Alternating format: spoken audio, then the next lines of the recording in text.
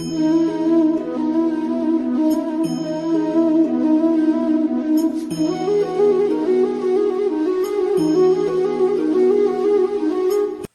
राम जी, आपको मंथन में आपका स्वागत है। आज मैं आपको ये जो हमारा नव वर्ष आ रहा है सनातन धर्म में, जो चैत मास का नवरात्र शुरू होते हैं उसको हम नव वर्ष कहते हैं। वो हमारा नव वर्ष है। 1 जनवरी हमारा नव वर्ष नहीं है। हमारे बच्चों को मालूम ही नहीं है कि नया साल क्या है, कैसे मनाना है उसे। उन्हें सिर्फ ये पता है कि अब नवरात्रे आने वाले हैं और बस नवरात्रे रखे जाएंगे घर में। उन्हें ये ज्ञान नहीं है कि ये नवरात्र क्यों आते हैं। ये पहला जो नवरात्र होता है ये नए साल की शुरुआत होती है, नववर्ष आरंभ होता है इससे। ठीक है, ये अपने बच्चों को आप ज़रूर बताएं और इसका अच्छे से स्वागत करें और इसे नववर्ष की तरह ही मनाएं। आप चाहें जितना ढोल धमाका तब कर रहे हैं अब करें, नववर्ष पे इतना सेलिब्रेट करें, उससे रंगोली बनाएं, लेकिन अपने तरीके से। आप रंगोली बनाएं, फूल लेकर आएं, अच्छे से माता का स्वागत करें। हमारा देश इतना महान है, स्त्रियों का इतना सम्मान करता है। उन्होंने नए वर्ष पे शुरू होते ही पहले देवी की आराधना की। 4 नवरात्र आते हैं जिसमें से 2 गुप्त होते हैं। ये वाले पहले नवरात्र होते हैं। एक सर्दियों में आएगा, एक चैत का, एक शारदीय नवरात्र। उसके बीच के अंदर 2 गुप्त नवरात्र आते हैं जो ज़्यादातर लोगों को पता नहीं होते। ठीक है, तो उसके बारे में ना बात करते, आज हम लोग नवरात्र के बारे में बात कर लेंगे कि हमने नवरात्रों को सेलिब्रेट कैसे करना है, अपने न्यू ईयर को हमने सेलिब्रेट कैसे करना है। सबसे पहले तो क्या है, आप जो चीज़ें लेकर आओगे, जैसे काफ़ी बच्चों ने मुझसे शिकायत की थी कि हमारी खेतरी पीली पड़ जाती है, अभी सूख जाती है, हमें क्या प्रॉब्लम है। आप लोग पहले प्याला लेकर आओ। तो प्याला जो लाते हो वो पहले तो बुधवार और इतवार यानी कि वेडनेसडे और संडे, इन दोनों दिन आपने प्याला ना लाना है, ना विसर्जन के लिए हम लोग देते हैं, ना उसको हटाते हैं उसकी जगह से। ठीक है, उसे उस दिन वहीं रहने देना। ये दिनों का ज़रूर ध्यान रख लेना। उसके बाद आप लेकर आए उसे पानी से धो लो। पानी से धोने के बाद उसको सूखने के लिए रख दो। फिर उसके बाद उसमें मिट्टी डालो और मिट्टी डालने के बाद थोड़ी सी उसमें रेत डालो। रेत डालने से वो ठंडक बनी रहती है उसके अंदर और दिक्कत नहीं होती। और जौ को रात में पहले सोख करके रख देना।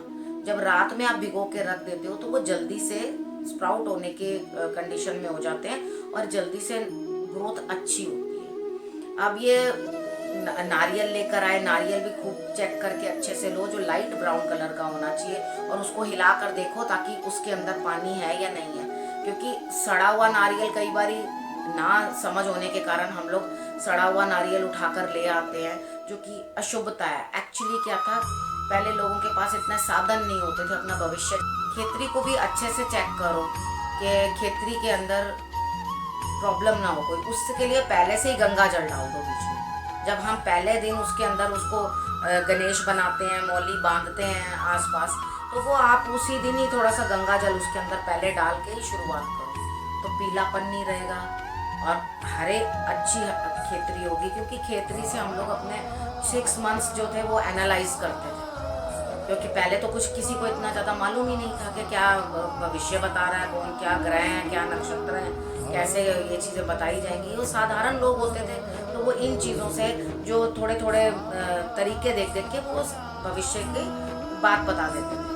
तो अगर खेतरी अच्छी नहीं होती थी तो उनको ये लगता था नहीं अब हमारे ज़्यादा इस बारी वैभव नहीं होगा या हमें इस चीज़ की कमी रहेगी। तो खेतरी के अनुसार वो लोग अपने 6 महीने जो है, या नारियल के अनुसार वो 6 महीने अपने जो है वो एनालाइज करते थे। उसके बाद अगले 6 महीने बाद फिर एनालाइज करेंगे वैसे ही। तो ये एक साधारण सी टेक्निक होती थी। अब आई है बात कि भाई हमने उसको खेतरी को जब बीज लिया, बीजने का तरीका मैंने आपको सारा समझा। उसके बाद उसको करना क्या है, जब हम लास्ट नवरात्रे वाले दिन, कोई अष्टमी पे करता है, कोई नवमी पे करता है, जैसे आपकी वो करने का तरीका है उसको वैसे ही करोगे।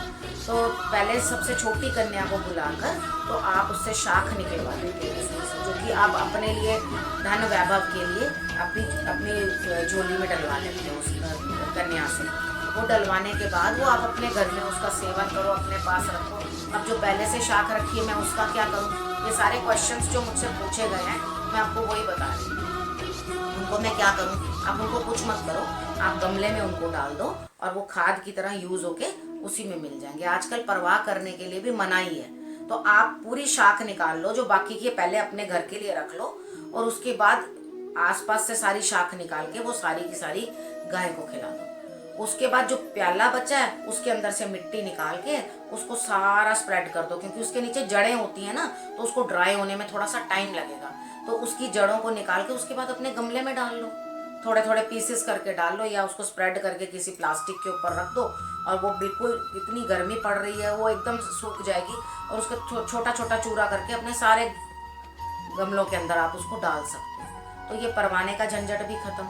उसके बाद आपने जो प्याला है उसके अंदर पानी डाल दो, कबूतरों के लिए रख दो, गर्मी इतनी है उनके काम आएगा। और अगर आपने ऑलरेडी पहले से बाय कर रखा है तो कोई बात नहीं, उसके अंदर एक और पुदीना लगा दो, उसके अंदर धनिया लगा दो, या आप उसके अंदर अजवाइन लगा दो, अच्छे से प्लांट्स लगा दो उसके अंदर, वो उस तरह से काम आ जाएगा। तो विसर्जन करना माता रानी की 7 दिन इतनी तपस्या करके, इतनी पूजा करके जाकर उसे बाहर फेंक देना, कोनों में पड़े रहना, इतनी माँ की अवहेलना करना, वो चीज़ तो अच्छी नहीं लगती। आप उस चीज़ को इस तरह से करो तो वो अपने आप ही आपने उसको अच्छे तरीके से समाहित भी कर दिया। ठीक है, कहीं विसर्जन करने के लिए मत जाओ, क्योंकि नदियाँ भी पोल्यूट हो रही हैं इस टाइम पे, वो भी सही नहीं है। तो आप उस चीज़ को भी अवॉइड कर दो एकदम से। अच्छा, अब एक चीज़ मैंने आपको ये भी समझा दी। अब बचा कि कंजकें करनी है तो कंजकों पे क्या चीज़ देनी चाहिए। कंजकों पे आप पाउडर्स दे सकते हो छोटे छोटे बच्चों को, उनको कुछ सजने धजने का सामान दे दो, उनके श्रृंगार की जो लगाने वगाने क्लिप वगैरह होते हैं ऐसी चीज़ें दे दो, पढ़ने की सामग्री दे दो, चॉकलेट दो उनको, फ्रूटी ले दो उनको, छोटे छोटे जो उनके काम आए। हम लोग क्या करते हैं, 2 दिन लगातार बहुत हैवी खाना बनता है, कोई लोग अष्टमी कर रहे हैं, कोई नवमी कर रहे हैं, तो दोनों दिन पूड़ियों की भरमार है। इतनी पूड़ियाँ उन बेचारी कंजकों से भी खाई नहीं जाती। उनको थोड़ा थोड़ा कोशिश करो कि अपने घर में ही बिठा के खिलाओ। अगर ये पॉसिबिलिटी नहीं है तो आप उनको दे दो, लेकिन उनकी माताओं को भी ये ध्यान रखना चाहिए कि अगर आपसे इतनी पूड़ियाँ नहीं खाई जा रही तो आप जाके चौराहों पे, पीपल के नीचे जा जाके सब उठा के, कि पीपल ने कोई गलती कर ली है क्या, उग के जो आपके घर में जितना कुछ बचेगा आप जाके सभी कुछ वहाँ उसके पास ही रखा होगे, जाके आप वो उठाओ, उठाने के बाद उसको गाय के लिए ले जाओ, गौशाला चले जाओ, गाय के पास चले जाओ, गाय को खिलाओ। गाय को खिला के अपनी आंखों के सामने, ये हर इंडिविजुअल की रिस्पॉन्सिबिलिटी होती है। ये नहीं खेतरी बीजी थी, शाम को नवरात्रे हो गए भैया, कोई जरिया नहीं मिल रहा, कोई तरीका कोई नहीं, उठाओ बाहर बिल्कुल फटाफट पीपल के नीचे जाके रखो, कोई दिक्कत ही नहीं है। पीपल के नीचे कौन खाएगा, क्या करोगे उसको तरीके के साथ। अपने आप ही हर किसी की इंडिविजुअल ड्यूटी बनती है कि वो अपनी चीज़ों को खुद ही जैसे समाप्त करना है वैसे समाप्त करे, जिसको देना है उसको दे, जिसके सपुर्द करनी है चीज़ करो, अपना इंडिविजुअल अपना धर्म निभाओ। ये नहीं उठाया चलो जी पीपल के नीचे फेंका, पीपल के नीचे इतना इतना ढेर है, वहाँ कौन लेके जा रहा है, कौन सा पंडित लेके जाता है, कोई नहीं लेके जाता। वो सब उठाते हैं, आपकी उस खेतरी को उठा के नालों में डाल देते हैं। तो इस दिन के लिए आपने नवरात्र रखे थे, इस दिन के लिए आपने पूजन किया था, ऐसा काम मत करो। बाकी और कोई भी डाउट हो तो आप मुझे कमेंट बॉक्स में लिख के बता सकते हैं कि आपको कोई भी और चीज़ के बारे में कोई डाउट है, तो मैं ज़रूर उसका आपको जवाब देने की कोशिश करूँगी। मेरी अपनी समर्थ से, अपनी समझ से, अपनी बुद्धि से मुझे यही चीज़ ठीक लगी तो मैंने आपको वही चीज़ बता दी कि आप इस तरह से करके करो। बाकी आप खुद समझदार हैं, बट मुझे लगता है कि आपको मेरी बात से आप लोग भी सहमत होगे और आप भी मेरी बात को समझोगे और इस चीज़ को, बाकी वीडियो को ज़्यादा से ज़्यादा सब लोगों को देना ताकि सब लोग ही ये सब कर सकें और इस चीज़ के अंदर कोई करेज ना करें, कोई ये दिक्कत ना करें, वो सब लोग इस चीज़ को फॉलो करें। तो आप लाइक करो, सब्सक्राइब करो ताकि आपको मेरी वीडियोज़ आगे भी मिलती रहें।